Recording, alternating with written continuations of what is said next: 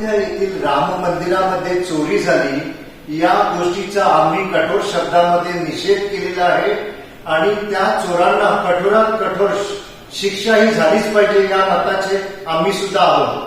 परंतु राम मंदिरातील चोरी या प्रकरणाला हाताशी धरून जर तुम्ही राजकारण करत असाल, धार्मिक राजकारण, तर त्या गोष्टीचा आम्ही जरूर निषेध करणार.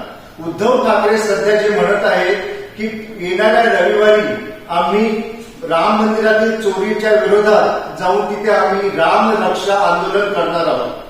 आता एकेकाळी तुम्ही राम मंदिर बनत असताना राम भक्तांना हरामखोर असा उल्लेख केलेला आम्हाला अतिशय चांगला आठवतोय आणि अख्ख्या हिंदुस्थानाला ते ठाऊक आहे.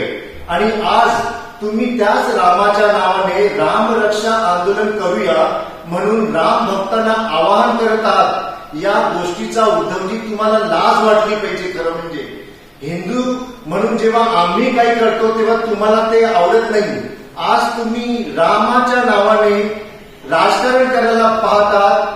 तुम्हाला या गोष्टीवरून या हिंदुस्थानातील जनता माफ करणार नाही.